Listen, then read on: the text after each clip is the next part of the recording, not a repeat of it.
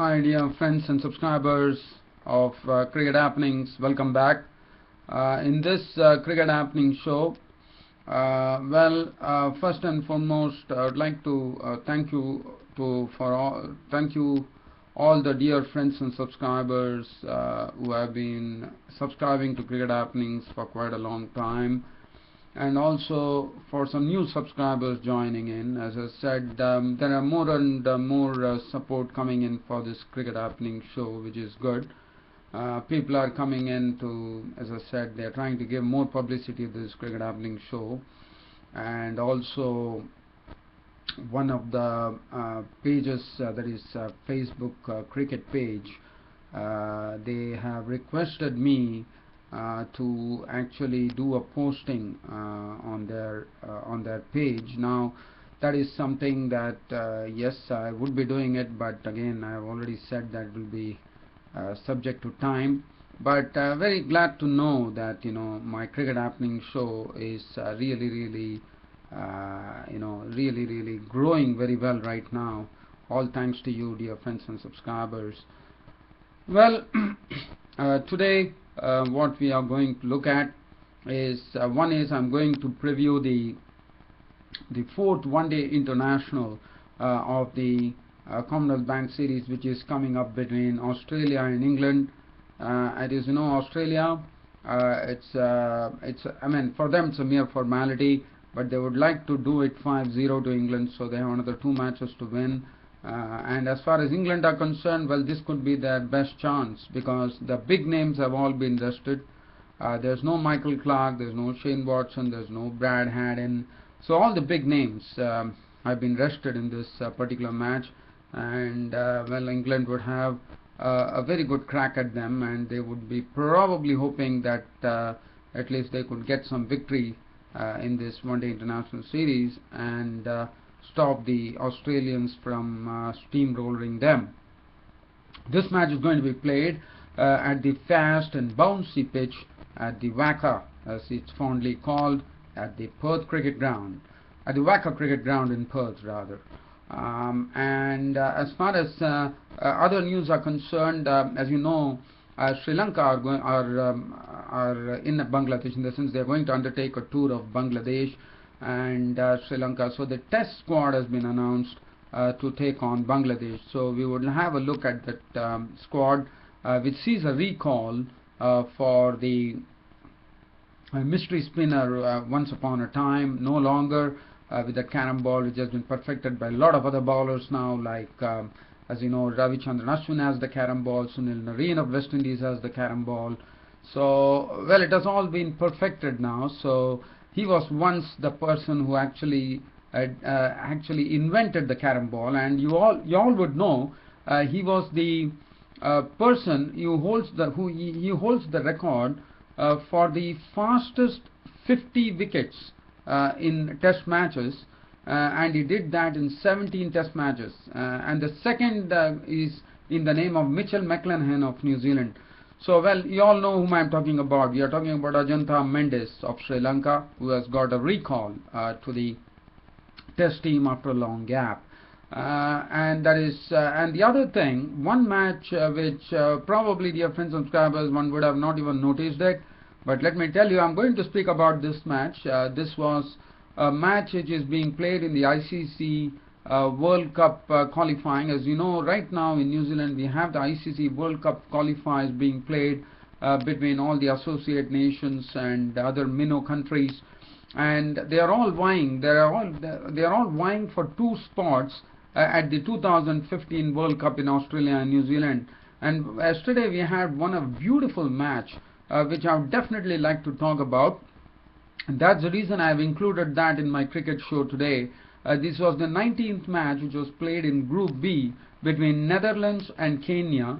And look what happened. Netherlands made 265 in their allotted 50 overs, 265 for 6 of their 50 overs, with the feature being Wesley Baresi making an unbeaten 137, coming in as 1 drop for Netherlands of 150 balls with 11 fours and 2 sixes, and 57 coming from Swarziniski of 94 balls with 5 fours, 265 for 6 of 54s was a very, very competitive total according to me at the Bert Sutcliffe Oval, Lincoln in New Zealand.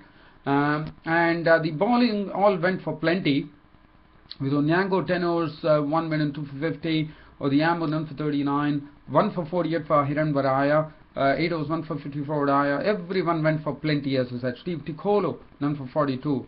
But look at what Kenya did to Netherlands. The total of 265 for 6 of 50 overs, which was set by Netherlands, was absolutely blown over by the Kenyan cricket team, as the Kenyan cricket team got to this target in just 35.4 overs. And look at the run rate they had. They had to get a run rate of 5.30 runs per over. And what was very important and very significant was the run rate was kept at 7 an over on a consistent basis, and that was something which was splendid according to me. With 15 overs to spare, less than 15 overs, because they played 35.4 overs, and they went on to victory by four wickets. But and the persons who actually really made that happen was the opener Irfan Karim, who contributed 108 runs of 84 balls with 16 boundaries, and was ably supported by Raghav Aga, who contributed 86 runs of 70 balls with 12 fours. And this was the partnership. 27 for 1 after 4.1 overs, after losing the early wicket of Alex Obanda for 5, was bowled by Mudassar Bukhari. After that, it was absolute carnage here at the Bert Sutcliffe Oval, as Irfan Karim and Raghav Aga put this Netherlands bowling absolutely to the sword, as they really handled all the Netherlands bowlers with absolute disdain. And this partnership, 148 run partnership, which really came in just 20 overs. In 20 overs, they hit 148 runs. So you could just imagine at what was the run rate clip at which they got the runs. It was something, according to me, was splendid stuff, and that's what enabled Kenya to not only go above the required run rate. In fact, if you look at the run rate, they always had actually they had a run rate of 5.30 was the required run rate, and they were keeping pace. Not only keeping pace, they were absolutely over the run rate, which made it pretty easy for the later batsmen to just chime in. In fact, Raghav Aga 86 and Colin Sobuya contributed 37 of 24 balls, 3 fours and 2 sixes. And in the end, as I said, because of the second wicket partnership, the things became very easy. Even though they lost 6 wickets, it didn't really matter, as Kenya went on to a 4-wicket victory. They already qualified for the Super 6. So 265 for 6, which was set by Netherlands, was wiped off in 35.4 overs, and such was the control and the amazing ascendancy they had on the Netherlands bowling. Let's look at the Netherlands bowling. Mudassar Bukhari, the prime strike bowler, 10 overs costing him 88 runs with 3 wickets. Mikaran 4 overs went for 25. Swart 5 overs swatted for 33 runs. Jamil 8.4 overs, no maiden, 54 runs and 3 wickets. Peter Boren 3 overs went for 23.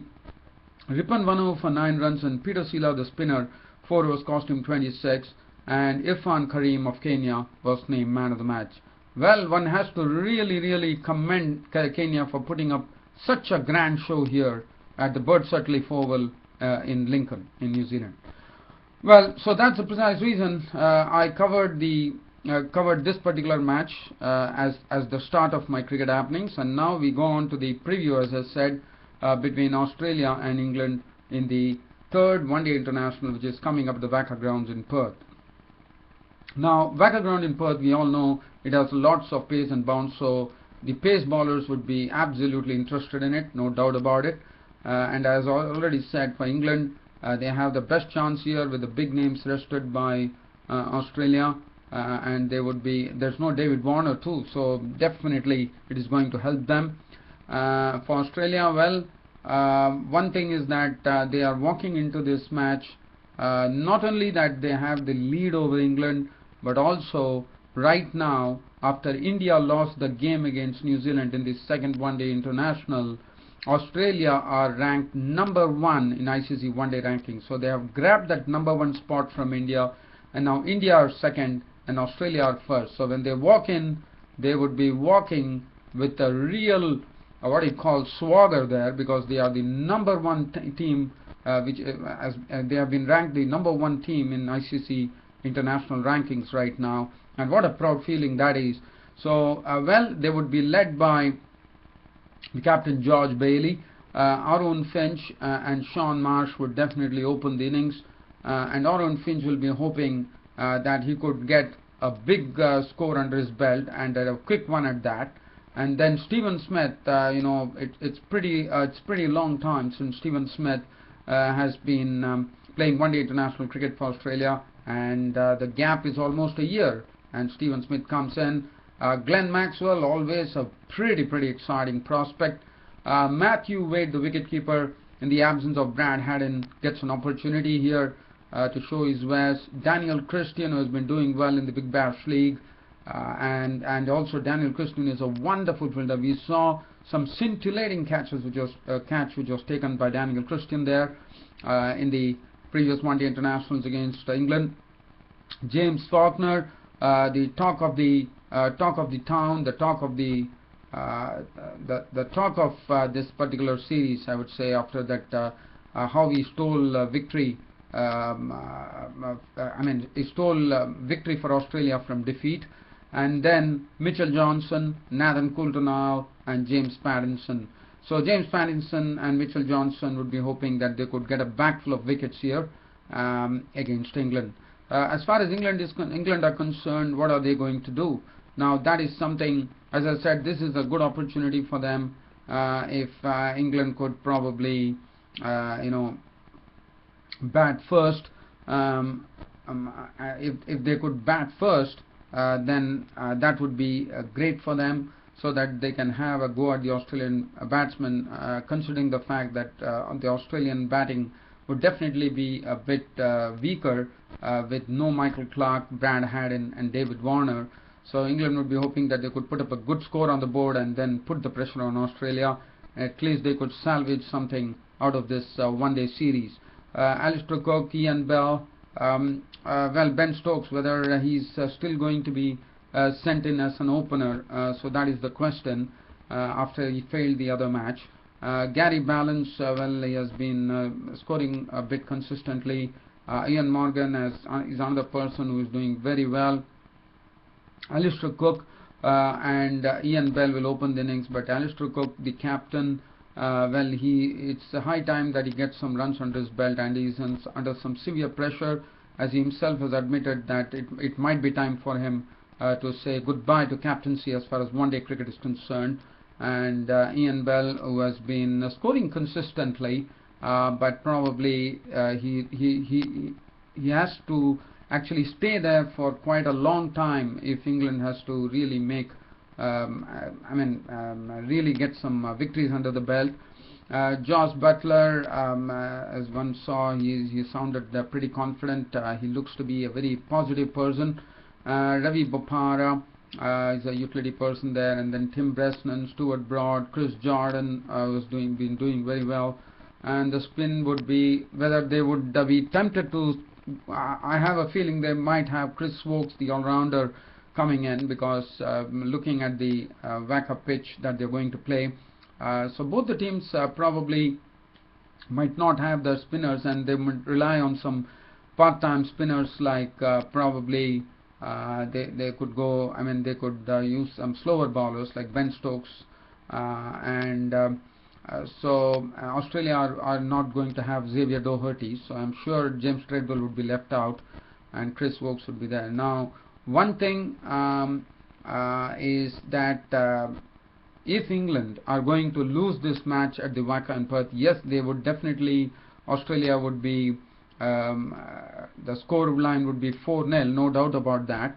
But what is going to happen, if at all that happens, is I mean, this is a record that they will be equaling, which happened in 1993 and 2001, where England lost 10 matches on the trot, and this would be, if at all they lose this match, they would have lost the 10th match on the trot, and that would have equaled that particular record, which was created in the year 1993, and also again reenacted in 2001. So that is something that England would be guarding against, and would be hoping for a real change of fortune for themselves. And I think this is their best bet to get to a good score and get a victory. Well, as I said, the big names from Australia are missing, as they have already won the series. Well, good luck to England then. Well, so now let's look at some cricket news. As far as cricket news is concerned, the news which is coming in from Sri Lanka. As you know, the Sri Lanka are touring Bangladesh. The first test starts between Bangladesh and Sri Lanka at Dhaka on 27th of January. And Ajantha Mendis is the one who has been included in the Sri Lankan squad. Now, the Sri Lankan squad consists of Angelo Matthews, Dinesh Chandimal, they have Dimuth Karunaratne and Kaushal Silva, who did well against Pakistan, United Arab Emirates. Then the old war horses for Sri Lanka, Kumar Sangakkara and Mahela Jayawardene. The other inclusion is Kitturuwan Vittanage. Now, Kitturuwan Vittanage has been, he has been scoring a lot of runs in domestic cricket. Even though one probably thought that he has not been in some great form in the domestic season, but the Sri Lankan think tank feels that Kitturuwan Vittanage could be one solid middle order batsman for the future. Prasanna Jayawardene would be doing the keeping. Dilruwan Perera has already proved himself with both bat as well as ball. Rungana Herath, the left arm spinner. Ajantha Mendis. Now, Ajantha Mendis is the surprise inclusion. He is coming into test match cricket after a pretty long time. Now, let us see. How long he has been out in the wilderness. He has not been really doing something. As I said, he was the mystery bowler once upon a time. Well, it's difficult to really find out, but it's quite a long time since Ajantha Mendis has played in Test for Sri Lanka, so that would be pretty interesting. And the pace bowling, which was something which probably one thought was a weak link when they were taking on Pakistan and United Arab Emirates, but definitely the pace bowlers under the tutelage of Chaminda was the bowling coach, really captured the majority number of wickets, and it was done by the triple pair, pair of Suranga Lakmal, Nuwan Pradeep, Chaminda Aranga, and so they three have been included. And not only that, Vishwa Fernando, who also went to United Arab Emirates, is a 19-year-old left-arm quick bowler, and he didn't have any chance to actually play any of those matches. But probably this particular tour would definitely see Vishwa Fernando, the 19-year-old who has a jerky action. That's what I learned, and he could be a fine prospect, in the sense he could be the person who could be blooded in this particular tour of Sri Lanka, a particular tour of Bangladesh by Sri Lanka. So Vishwa Fernando, he is the left-arm quickie. And so this is, and let's look at which are the players who have been left out, just to see any players left out. Well, there is no place for, well, one can understand in test matches Kushal Perera is not something which not a person, is a basher batsman, so he's right fit for one-day internationals. Lairo Thirumanne doesn't figure in the team, and now Lairo Thirumanne, the reason that he is not figuring, I have a feeling that he is having some injury. He has an injury, yes, and so he doesn't figure in the team. Well, on all, I think it's a fair selection by Sri Lanka. And well, dear fans, friends and subscribers, there's nothing else to add as far as today's Cricket Happening show is concerned, but yes, keep an eye on the fourth one-day international, which is coming up between Australia and England, the WACA in Perth, and tomorrow the match report on this Cricket Happening show would be out to you. Well, dear fans and subscribers, thanks for your company and thanks for your admirable support to this cricket show. Your host Ram is ending the cricket show for today. Thanks and goodbye. Thank you.